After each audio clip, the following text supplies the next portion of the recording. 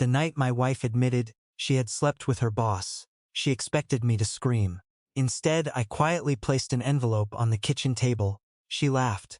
1 hour later, she was pounding on our bedroom door, crying my name. And when I finally opened it, she whispered 4 words that changed everything. "You knew about him? My name is Daniel Carter. For 11 years, I thought I knew my wife, Emily. We lived in a quiet neighborhood outside Seattle, Washington, in a 2-story house with a red front door and a backyard where our 8-year-old daughter, Sophie, liked to draw with sidewalk chalk. Emily and I hadn't always been rich. When we met, she was working at a coffee shop and I was repairing elevators. We built our life slowly. Our first apartment had broken blinds and a refrigerator that made a horrible buzzing sound. But we were happy. At least, I thought we were. Then Emily got promoted at a marketing company downtown. Her new boss was a man named Richard Hale. At first, I was proud of her. She came home talking about presentations, business dinners, and opportunities. Then the late nights started. The phone calls. The sudden business trips. The way she began guarding her phone, like it contained state secrets. One Friday night, I waited until nearly midnight. When Emily finally walked through the door, she smelled like expensive cologne. Not hers. I looked at her, she looked at me. Neither of us said anything. Then 3 weeks later, everything exploded. It was a Tuesday evening. Sophie was staying with my sister for the night. Emily poured herself a glass of wine, sat across from me, and stared at the television without watching it. Finally, she sighed. "Daniel, I need to tell you something." My stomach tightened. She took a sip. "I slept with Richard." I stared at her. For several seconds, I couldn't even understand the words. Then she shrugged. "It happened. Big deal." I felt something inside me crack. Not anger, something colder. "Big deal?" I repeated. Emily rolled her eyes. "Don't make this dramatic. We're adults." I looked at the woman sitting across from me. The woman I had kissed at our wedding. The woman who held my hand when my father died. The mother of my child. And somehow, she looked like a stranger. I didn't yell. I didn't throw anything. I simply stood up. Emily watched me walk toward the hallway. "Where are you going?" I stopped. "To get something." I walked into my office, opened the bottom drawer of my desk, and pulled out a thick brown envelope. When I returned, I placed it on the table. Emily frowned. "What is that?" "Open it." She laughed nervously. "Daniel, seriously, open it." She tore the envelope open. Inside were printed emails, bank records, photographs, and a document with Richard Hale's signature. Her face slowly changed. "What is this?" I sat down. "Everything you didn't tell me." She looked through the papers, then she froze. Her eyes landed on one page. "This isn't possible." I leaned back. "That's what I thought too." Emily looked at me. "Where did you get these?" I didn't answer because the truth was, I hadn't been investigating her affair. I had been investigating something much bigger. 2 months earlier, I discovered that someone had been moving money from our joint savings account. At first, I thought it was Emily. Then I found transfers connected to Richard's company. But there was something strange. The money wasn't going to Richard. It was going somewhere else. And every transaction carried the same initials. E.C. Emily Carter. She looked at me in horror. "You think I stole money?" "No." "Then what are you saying?" "I'm saying someone used your name." She stared at the documents. Then her phone suddenly rang. "Richard," Emily answered. "Hello?" His voice was loud enough that I could hear part of it. "Did you tell Daniel?" Emily looked at me. Richard continued. "You were supposed to keep him away from this." Her face went pale. "Keep him away from what?" The line went silent. Then Richard said, "Your husband knows too much." The call ended. Emily slowly lowered the phone. For the first time that night, she looked genuinely afraid. She stood up. "I need to talk to him." I grabbed her wrist. "No," she pulled away. "He can explain." "He already did." "What do you mean?" I pointed toward the envelope. "Read the last page." She did, and her knees nearly gave out. It was a termination letter. Richard had been fired from his company 3 days earlier, but the reason wasn't harassment. It wasn't fraud. It was something far worse. He had been using employees' identities to move money through shell accounts. Emily's name was one of them, but the documents revealed another shocking detail. Richard hadn't chosen Emily randomly. He had targeted her because she had access to a major client account. Emily whispered, "I didn't know." "I believe you." She looked at me. "You believe me?" "I believe you didn't know about the money." Her eyes filled with tears. "But you don't believe me about us." I said nothing, because that was the part I couldn't forgive.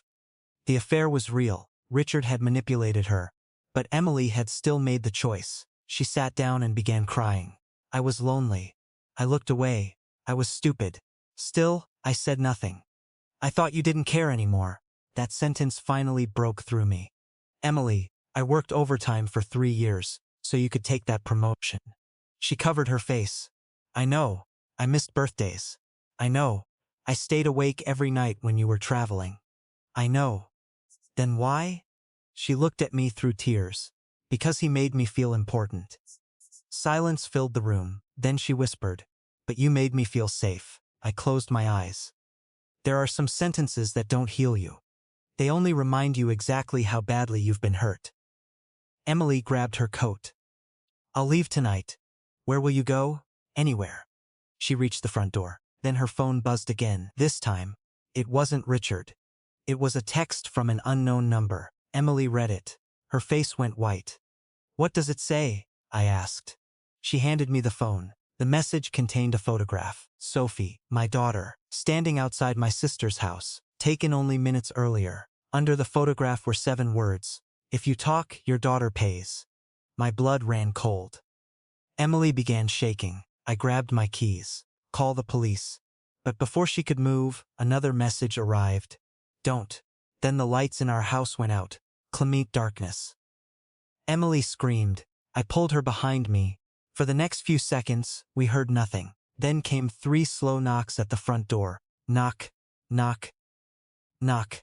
I grabbed a flashlight and approached the window. Nobody was there, but something had been left on the porch. A second envelope. I opened the door carefully and picked it up. Inside was a single flash drive and a note. "Ask Emily who Daniel Carter really is." I turned around. Emily was staring at me. "What does that mean?" I didn't know, but when I plugged the drive into my laptop, I found dozens of files. The first was a video. Richard appeared on screen. He looked exhausted.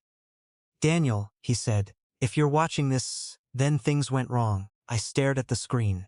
Richard continued. "I didn't choose Emily." My heart stopped. "She was chosen because of you." Emily looked at me.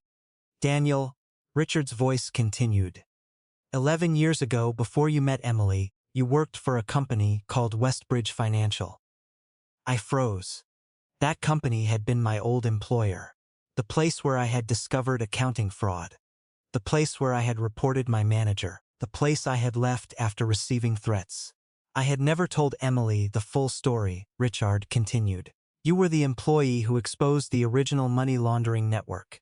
Emily whispered, "Oh my God." Richard looked directly into the camera. "They've been looking for you ever since." The video ended. I turned toward Emily. Suddenly everything made sense. The affair, the financial transfers, Richard's obsession, the threats. Emily hadn't been the target. Richard had used her to get close to me. But then I noticed something on the final file. A name, Richard Hale. Federal Cooperation Agreement. Richard wasn't working for the criminals. He had been secretly helping federal investigators. The affair had been part of his cover. I looked at Emily. She started crying. I didn't know. I believed her. Then the front door slammed open. Police officers rushed inside. My sister followed them, holding Sophie. She was safe. The photograph had been taken by someone watching the house. Federal agents had been monitoring us for weeks. Richard had been cooperating with them. And the entire operation had been designed to expose the people who had been using Emily's identity. But there was one thing the investigators couldn't explain. Why had Richard slept with Emily? The answer came later. He wasn't instructed to do it. That was his personal betrayal. He had crossed a line he never should have crossed. Richard was arrested for his role in the financial crimes and faced additional charges. Emily wasn't charged. She cooperated fully with the investigation. But our marriage? That was another story.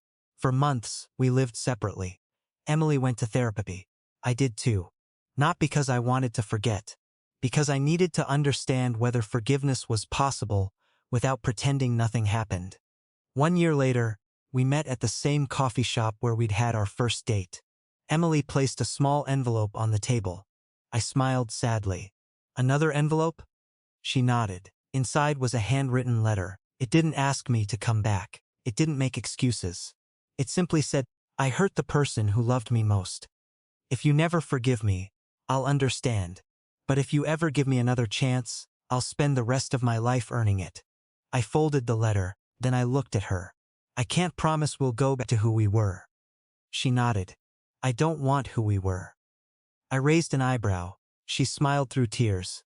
I want us to become something better. We didn't magically fix everything. There were painful conversations. There were nights when trust felt impossible. But slowly, carefully, we rebuilt. Not the old marriage. A new one. Because sometimes love isn't about pretending betrayal never happened. Sometimes love is looking at the wreckage and asking, is there anything here worth rebuilding? For us, the answer was yes.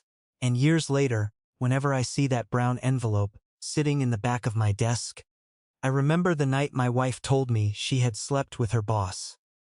She thought that confession was the end of our marriage. She was wrong. It was the night the truth finally came to light. And sometimes, the truth hurts before it saves you. If you enjoyed this story, don't forget to like this video, subscribe to the channel, and share your thoughts in the comments below.